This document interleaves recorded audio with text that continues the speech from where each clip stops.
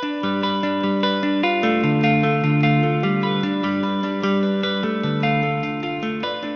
welcome to the panel discussion. My name is Chingwen Cheng.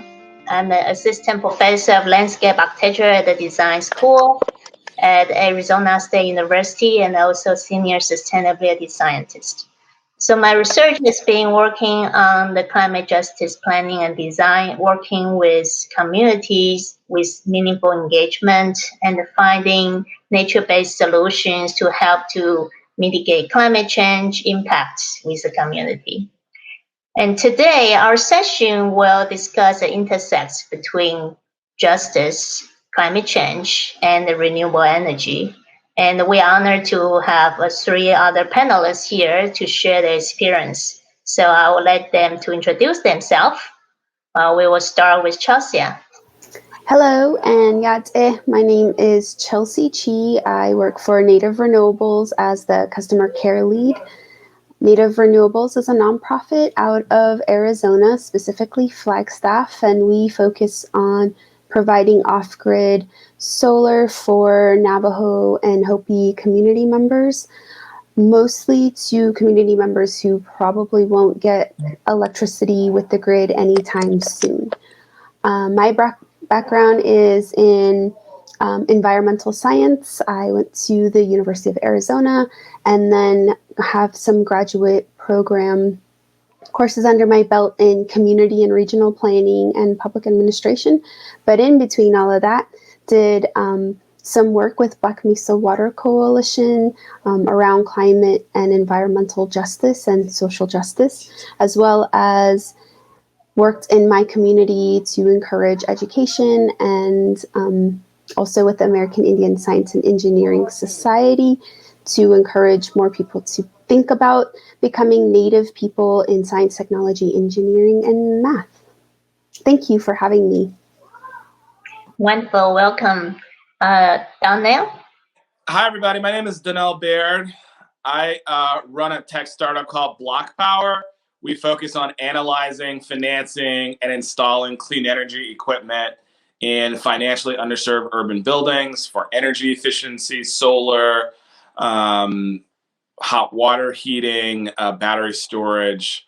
In many low-income communities, they cannot afford to access clean energy equipment. And so we've developed a new financial product with some Wall Street investment banks to help extend the benefits of clean energy and climate tech to low-income communities. I am really proud to be a CGI U alum. I made a commitment in 2012 to green or do energy efficiency upgrades in 1,000 buildings.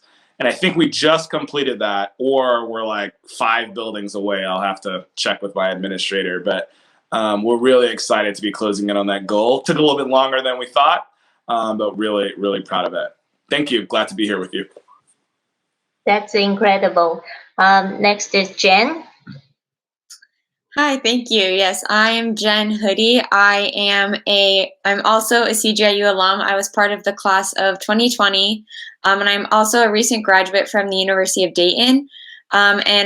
While I was at Dayton and through CGIU, I made a commitment working with a local program to establish a program with low-income communities to help them reduce their utility bills, primarily through energy savings behaviors, but then also looking at kind of what additional barriers were in their way and looking at energy efficiency as well.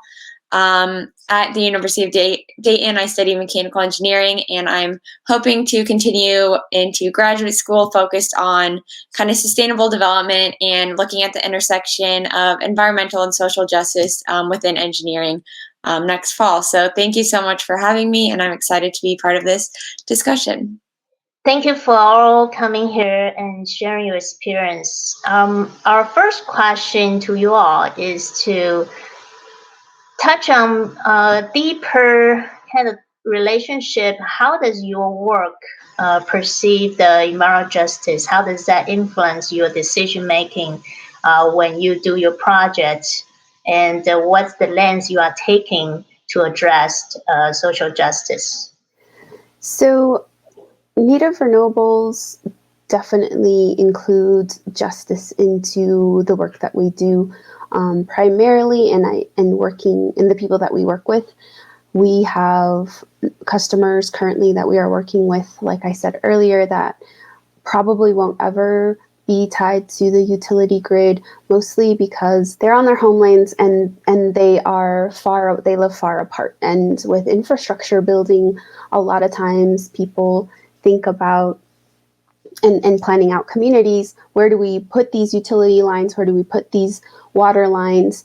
And where are these roads that are paved? And most of the time they're in areas where a lot of people live, near schools, near community centers, near hospitals, near shopping areas. But on the Navajo Nation and on the Hopi nations as well, throughout the nation, there are places where those things don't exist. And so we are focusing in terms of the justice. We don't want to leave anybody behind because they are family. They are related to us through our clan systems, and they are community members. Some of us are from some of those areas, so we know how it is to live without electricity or running water. And so with Native Renewables, we are working to ensure that people aren't left behind and that they have access to electricity for refrigeration, natural food, or foods that need refrigeration, fresh foods, as well as now with education being mostly virtual. Think about the young students who are living in homes that don't have electricity. They can't connect at all to their home, to their schools that require internet. So just a little bit of those little pieces that make it more relevant for today. In terms of justice, there are people here in the United States that don't have access to those things, and we want to work with them to ensure that they and a lot of us aren't left behind. Yes, that's a very, very critical accessibility to those resources. Daniel, how does that being addressed in your project? So we're a public benefits corporation, and so even though we're a venture capital backed, software company and financing company, in our corporate operating agreements, it states that we have goals of doing economic development and workforce development in financially underserved communities. And so, we do have a goal of reducing greenhouse gas emissions. We do have goals of workforce and economic development, but on top of the normal goals that a venture capital startup has around growth and profitability, we have these core goals embedded. So from day one, we've always been focused on communities in need of financial services and capital, in need of technical services, communities in need of environmental justice. That's why I started the company, is to serve those communities. And so we've enshrined that into our legal, operating documents, and also ensure in our operations that these are the communities that we continue to focus on. Not just because we're good people, although I think we are. We have a business case. We think that buildings in financially underserved communities are older, they've been neglected, they haven't had access to capital, they've been underinvested in, and so there's huge opportunities for maintenance and sustainability upgrades in these buildings because they're so neglected. And so if there are ways to make money off of reducing fossil fuel waste and greenhouse gas emissions waste, old financially underserved buildings in communities in need of environmental justice waste a lot of fossil fuels. And so by reducing that waste, we're able to save building owners money and therefore make profits for ourselves. And so along those lines, we also look to try to train and hire local low-income people to complete the sustainability upgrades in the communities where we work. That's a critical piece, is the finance. Jenn, how does your work connect? Yeah, so through the energy reduction program I was able to be a part of, an ultimate goal was to reduce energy usage in homes to help decrease emissions, but it's also looking at to help reduce utility bills for low-income households. And our program was based on using a peer-to-peer method, so that households would be educated to learn more about their utility bills, to better understand what they mean, but that it's coming from someone they ideally already know, that's coming from within the community. So that way they already have that relationship and that somewhat already established trust. And that way, I think an ultimate goal was also that way it makes it more their program. It's not someone coming into their community, but it's coming from within. And then you can learn more about what the individual households are experiencing, what burdens they're kind of enduring that might prevent them from being able to save on energy and be able to reduce their energy usage, because it's not as simple as saying, oh, turn down your thermostat, when a household maybe doesn't have the capability of purchasing enough blankets or proper clothing. And so I think being able to take kind of that holistic approach and looking at how do we decrease emissions, but also how do we look at it on an individual household level. And I think by using that peer-to-peer method, that kind of helped. And when you start implementing that, it becomes a lot more challenging than just simply what it stands for and what research suggests. But I think the idea behind it is ideally trying to really look at both that environmental and social justice aspect. Wonderful. All three of you actually connect very well, in terms of address equity issues through accessibility and provide affordability, and also the sustainable behavior change. Those are really integrated well in terms of sustainability and equity issue. So the next question will be more a lot in detail for your personal experience. What motivated you personally to work on those important issues and work with community? Is there any stories you would like to share with us? I can go. So community and working with people has been ingrained in me from my parents and grandparents, more specifically around environmental, climate, and social justice. That came later on in life when I went to college and started to learn about the history of Native America, specifically for Navajo and Hopi, and started to understand and see all these injustices that had happened and still continue to happen to the people, my people, Navajo Nation, but also our neighbors, the Hopi Nation. And then as I started to uncover that history, it connected to my father and him having to uproot his life from where he grew up, and his and my grandparents, my paternal grandparents, having to leave because of this new law that came into play between the Navajo and Hopi governments in like the 70s through the United States government to redraw the boundaries between the Navajo and Hopi nations because they live so close together. And in a matter of days, my father was living on the Navajo side, quote unquote, because boundaries are another story, another conversation, and then was now considered his homeland, that he grew up on, that he was born onto, was now on Hopi land. And so all of his livestock, all the wealth that they had was not there anymore. So they had to move. And then that was then, as I started to learn, connected to the need for coal and to feed the electrical demand of places like Phoenix and Southern California and Las Vegas. And there's a lot more that goes into that history and can be a lot longer. And you can listen to one of the podcasts that Waheela Johns, the executive director, was featured on. If you go to our Facebook or Instagram, that link is shared there on Friday, and you can hear more about that history. So I had no idea this existed.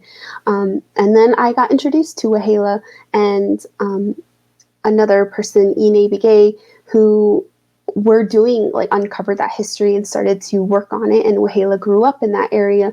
So because of the two of them and because of my older brother who knew them, and then linking it back through my father, it hit home. It's there. It's always been there. And I am working because of what I saw my father and how traumatized he was. And it still is there, having to leave his home and to uproot himself. And then on my mother's side, where I grew up, we are about 5 miles from that new line as well. So it could have also affected my mother and eventually me.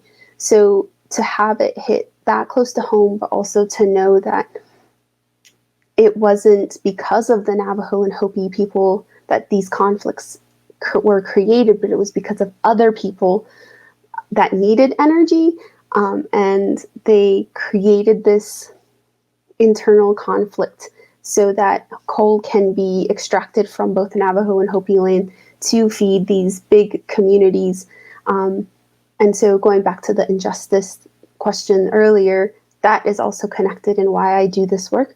And on top of that, even today, all these huge utility lines run across Navajo and Hopi communities. And if you look at the homes underneath those utility lines, these national huge ones, I can't remember what the word was for them, but they don't have electricity. So how is that just?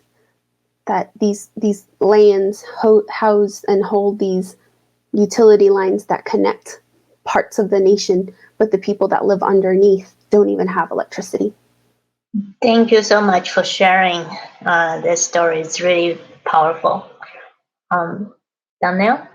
Yeah, for me, I mean, I grew up really poor. My parents are immigrants. I grew up in Brooklyn and Bed-Stuy, New York, which was a terrible neighborhood when I was a kid there. We didn't have heat. We didn't have a working heating system. And so in New York City in the winter, it can be quite cold, sometimes -5 degrees. And so, we didn't have a working heating system. And so we used to heat our apartment with the oven and open up the oven door to provide heat and warmth. And so, pretty early on learned how important efficient, smart, awesome heating and cooling equipment could be, or, if you don't have it, it certainly is a problem. And so, kind of observe the patterns of a lack of access to healthy heating and cooling equipment. And then later on in college learned that not only was the equipment unhealthy and, bad for people and bad for families and their health, but it also, was expensive and wasteful of fossil fuels, which is terrible for the planet. And so, have tried to build a company around, removing old, wasteful, unhealthy fossil fuel equipment that makes people sick and is killing the planet, and, replacing it with smart, healthy, all electric equipment. Thank you for sharing. That's very good connection between the personal and the environment. Jenn? Yeah, thank you both for sharing your kind of background. It's really interesting to hear how everyone kind of gets where they are. For me, when I started college, I knew I wanted to pursue engineering. I was really interested in just problem solving and kind of math and science and whatnot. And I knew I wanted to direct that towards energy efficiency and the environment. But I was very interested in social justice and sought out some extracurricular activities, but I didn't necessarily make the connection with engineering and how I could connect those two. But then in the spring of 2019, I attended the Fair Trade Campaign's National Conference. And at that conference, I could clearly see the connection with business, policy, consumers, and how that kind of influenced the movement to create better practices that are both ethical and sustainable. But I felt like there was kind of a gap in how I as an engineer could contribute to that movement. And so kind of from that point on, I really knew I wanted to dedicate to try to challenge my understanding of what it meant to be an engineer and kind of what that entails. And I kind of helped me realize that solving problems as an engineer, sometimes those solutions can create harmful byproducts that aren't necessarily that aren't intentional and that aren't known right away. And so just kind of understanding what it means to be an engineer and how that does impact the environment and human life, and just kind of being able to kind of see that through my work. Wonderful. Thanks for sharing. We have about 5 minutes left, so I'm going to ask kind of final questions to all of you. So, you have done this so far in your different aspects. What are the challenges and what would you envision for the next step that you would like to proceed, accomplish? Let's start with Jenn. For me, I think that one of the challenges that I've kind of come to realize is that obviously the discussion is based on kind of the intersection of social and environmental justice. And I think when you start looking at those problems, you realize how intersected they are with kind of every aspect of life and every kind of field within society. And so I think it's really being able to kind of tap into those different sectors and getting people to understand kind of the impact that their work has and how that influences human life, whether or not directly or not. And I think another kind of part, as I was working through my program, because we were working with peer-to-peer and trying to understand individual household needs, there are so many different burdens that we didn't necessarily realize or kind of fully understand the full extent of.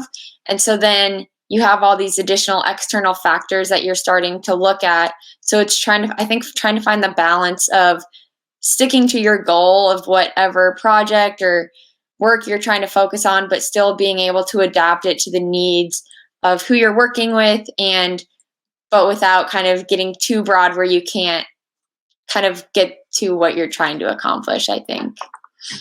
Thank you. Donnell, what's the challenge and next step? Yeah, so for us, we're getting really interested in open source software, cryptocurrency on the blockchain, and combined with data science and how those emerging computing platforms, the decrease in the cost of machine learning, the decrease in the complexity of accessing blockchain.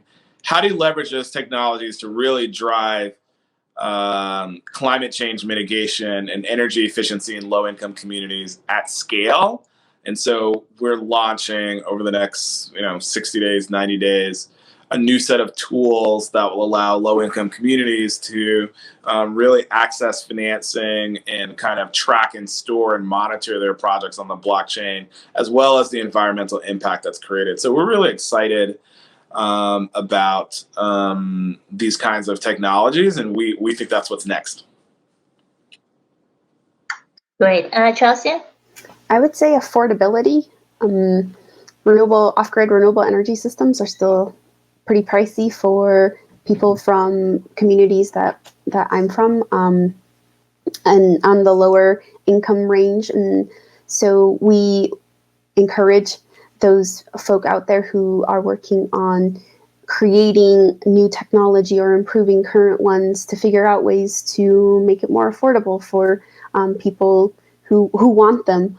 And with whatever goal it is to have electricity, to offsetting carbon emissions, and even trying to look for sustainable options to for the components that are needed to create these renewable energy systems. Also, part of affordability is looking for funding to help subsidize some of the systems that we do have, because we have pretty good demand, and we are looking to provide as many systems as we can to Navajo and Hopi residents, but we also don't want them to pay an exorbitant amount per month for energy. Thank you. You are all doing remarkable work, and I wish you all the best moving forward. I think in conclusion, would you like to give the students just maybe a few words if they want to, work towards the direction of what you are doing, what kind of recommendations or, one word to motivate them? Well, climate change is the most important problem facing humanity, and so would definitely strongly encourage students to be flexible and thoughtful and creative and committed and patient in pursuing solutions. Find places that can either train you really well or give you lots of responsibility really early, which is a different kind of training, so that you can really contribute to fighting the problem of our time. We got 10 years left, so let's do it. I'd like to add one other word onto there, and Jenn kind of brought it up earlier, holistic. As you're thinking about solutions, think about what other ways that solution or those ideas are connected to other ideas or other people, living beings, anything in this world. And so think holistically also. Yeah, I guess one kind of final word I would say is reach out to professors. For me, that was a huge thing that I wouldn't have been able to get involved with my project and learn about this if I hadn't started reaching out to professors and looking into programs like Clinton Global Initiative University and or just different companies that you're interested in to kind of learn more about what work is being done and what you're interested in, and how you can use your strength to help be part of this movement. Well, thank you all. This is such a great discussion, and really appreciate all from sharing your personal stories to all the nitty gritty challenges and the visions of moving forward to your projects and doing meaningful work with your community. I think the connections between how the technology can be used, it's like a knife has two sides. If we use it well, we can really help the communities. But because all the decision making in what we invest, how we do it, it will affect the equity outcomes as well. So I think we do have to consider both the process and the outcomes.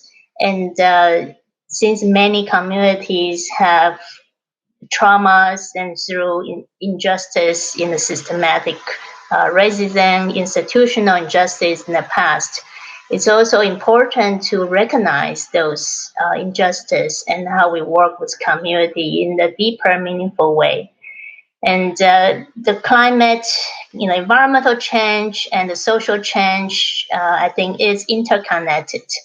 So again, I applaud all of your work and look forward to seeing your work moving forward, and looking forward to seeing many new students and join the efforts and movement and toward this vision to sustainability and climate change resilience. Thank you so much. I appreciate your time, and I hope to see your work next time.